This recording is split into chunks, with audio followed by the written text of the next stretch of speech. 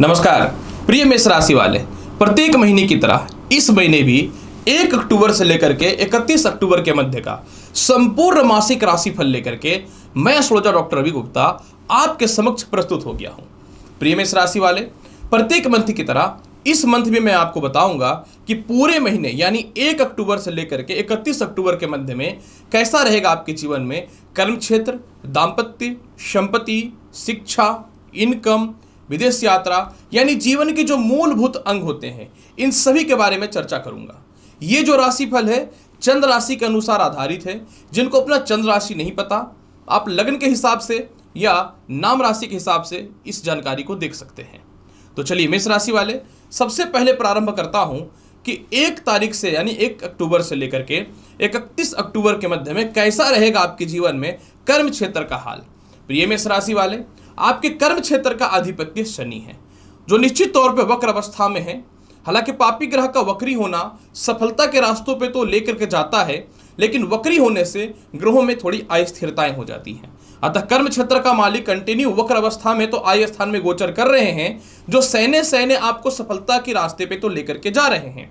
लेकिन 3 अक्टूबर को मंगल जो है आपकी कुंडली में तुला राशि में प्रवेश करके सप्तम भाव में आ जाएंगे और ये अपनी चतुर्थ दृष्टि से कर्म क्षेत्र को देखेंगे और लग्न को भी देखेंगे। यानी लग्नेश का और कर्म स्थान पे उच्च का मंगल का दृष्टि पड़ना 3 अक्टूबर के बाद आपके व्यापार और नौकरी में बड़ा परिवर्तन देखने को मिलेगा। जिनको नए नौकरी व्यवसाय को लेकर के दिक्कतें थी, 3 अक्टूबर के बाद सॉल्व होता हुआ दिखेगा। कर्म क्षेत्र पे आपकी स्थिति में बहुत ही बेहतर सुधार होता हुआ दिखेगा।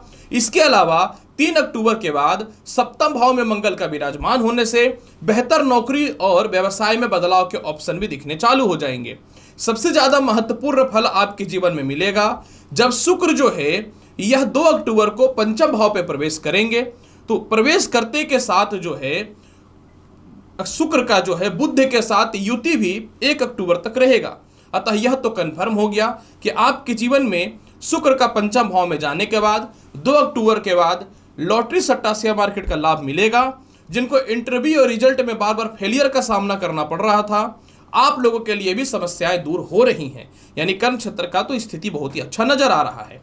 अगर मैं बात करूं कैसा रहेगा आपके जीवन में विदेश यात्रा का हाल, विदेश यात्रा कारक आपकी कुंडली में कौन है? तो विदेश यात्रा कारक आपकी कुंडली में बृहस्पति हैं। बृहस्पति निश्चित तौर पे वक्रतत्व अवस्था में है, जो एक घर पहले के प्रभाव को दे रहा है। अतः बृहस्पति आपके जीवन में जो है विदेश यात्रा के लिए महत्वपूर्ण भूमिका निश्चित तौर पे निभा रहा है। लेकिन इसके फल में बढ़ोतरी कर देगा बुध और सूर्य। 1 अक्टूबर से द्वादश स्थान पे बुध की दृष्टि रहेगी, लेकिन सूर्य की दृष्टि आपके विदेश यात्रा के लिए इस महीने बहुत ही अच्छा है, जो 18 अक्टूबर से द्वादश स्थान पे पड़ना चालू हो जाएगा। अतः आपके जीवन में 18 अक्टूबर के बाद विदेश यात्रा का संजोग इस महीने बहुत ही बेहतर नजर आ रहा है।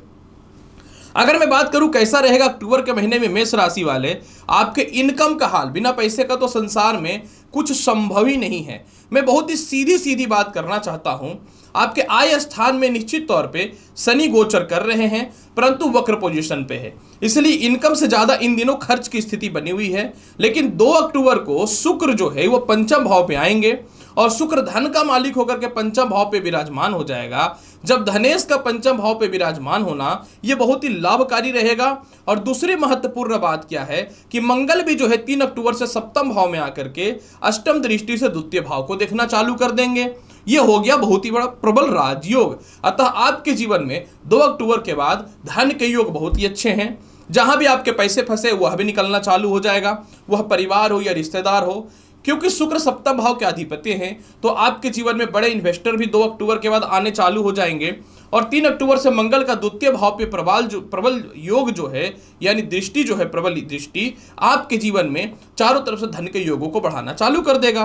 मतलब आपके जीवन में 2 अक्टूबर के बाद दौलत शोहरत की कहीं से कमी नहीं होने वाली हो, जिस रूप में भी होना चालू हो। अगर मैं बात करूं कैसा रहेगा दाम्पत्य जीवन का हाल, प्रिय मेष राशि वाले, सभी को पता है कि मैं बहुत ही सीधी सीधी बात करता हूं।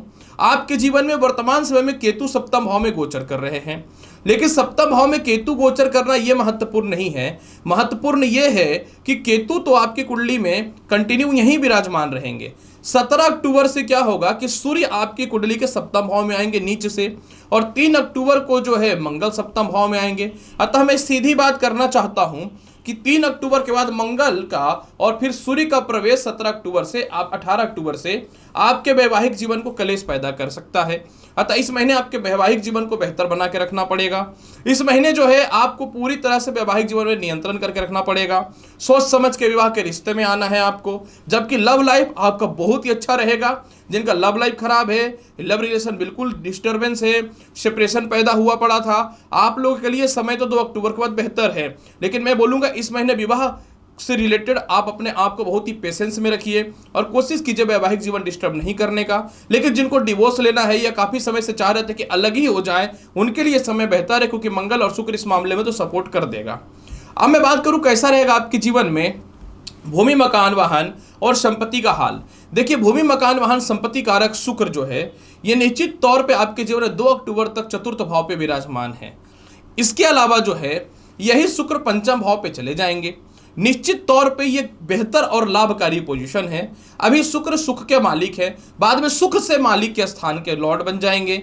अतः पूरे महीने आपको भूमि, मकान, वाहन, संपत्ति का बहुत ही बेहतर लाभ होता हुआ दिखेगा।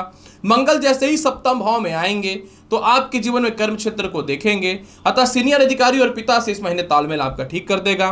पिता का स्वास्थ्य को लेकर किसी प्रकार की समस्या है तो वह भी ठीक कर देगा। और सुख का मालिक, सुख से मालिक होने के कारण शुक्र जो है माता और भूमि, मकान, वाहन, संपत्ति का लाभ बेहतर है। और द्वितीय कैसे भी पंचम भाव में जाने से भौतिक सुख सुविधाओं में बेहतर वृद्धि होता हुआ दिखता है। अतः इस महीने भूमि, मकान, वाहन, संपत्ति से रिलेटेड जोरदार बेनिफिट दिख रहा है मेष राशि वाले। अगर मैं बात करूं कैसा रहेगा आपके जीवन में संतान और शिक्षा का हाल, प्रिय मेष राशि वाले, पंचम भाव पे 2 अक्टूबर को शुक्र का आना द्वितीय और सप्तम भाव के अधिपति हैं। मैं ये बताना चाहता हूं, शुक्र को जो है मोहिनी ग्रह कहा जाता है। ये लेविश लाइफ और भौतिक सुख सुविधाओं के कारक भी हैं। मैं बहुत ही सीधी सीधी बात करना चाहता हूं। देखिए, शुक्र का पंचम भाव में आने से आपको इंटरव्यू में पास कराएगा, शिक्षा में बढ़ोतरी कराएगा, संतान कंसीव होने से रिलेटेड तो गुड न्यूज़ देगा, क्योंकि संतान और शुक्र लेविश लाइफ के कारक भी होते हैं। तो शुक्र जो है आपको प्रथम संतान और द्वितीय संतान दोनों के अधिपति हैं। तो शुक्र आपको संतान संबंधित लाभ तो देगा। लेकिन मैं एक बात बताना चाहता हूं, आपके पंचम भाव के अधिपति शुक्र जो है, पंचम भाव के अधिपति सूर्य जो है, ये 18 तारीख से सप्तम भाव में निचस्थ हो जाएंगे। तो जब ये सप्तम भाव में निचस्थ हो जाएंगे तो इसको ज्योतिष शास्त्र में बहुत शुभ तो नहीं मानेंगे। तो इस महीने में सीधी बात करना चाहता हूं मेष राशि वाले कि जो लोगों को भी शिक्षा ग्रहण करना है, आप लेविश लाइफ में कम ध्यान दीजिए। अपने लव लाइफ या पर्सनल प्रॉब्लम को साइड करके अपने शिक्षा पे विशेष ध्यान दीजिएगा।